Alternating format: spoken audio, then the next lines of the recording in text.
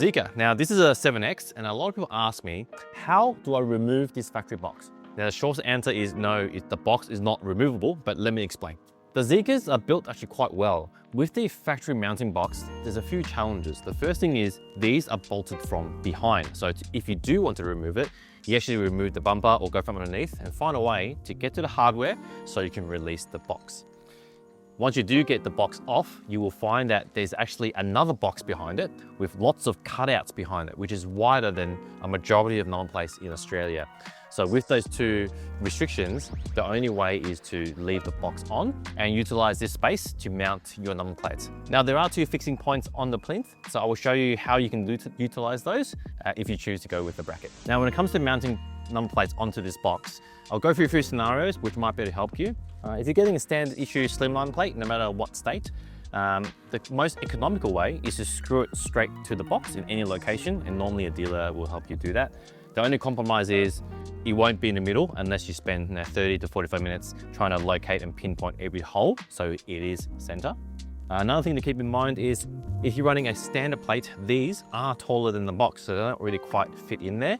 So this is probably not a great number plate to fit onto this car.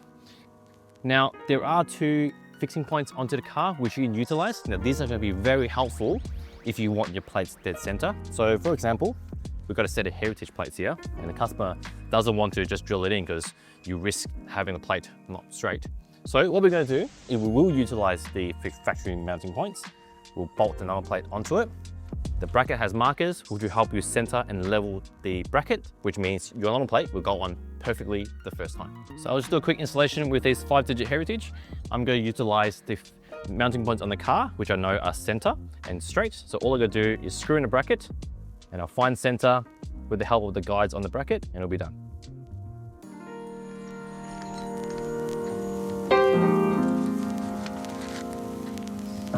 Now I might just add that the two factory holes on the plinth is the strongest part in this whole structure. So it's going to be a lot better and safer by using those mounting points. If you drill through it, the plastic is a little bit thin. Now the bracket's on, all I gotta do is mount up the plate.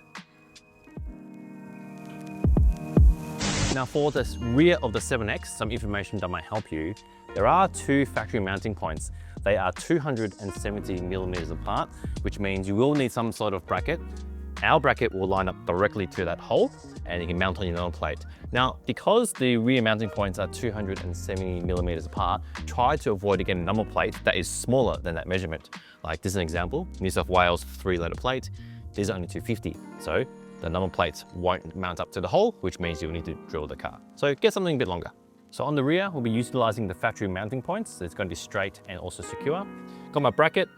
The hardware inside our bracket kit also works with the Zeekr. So all I'm going to do is bolt it up and it takes any guesswork out of the installation.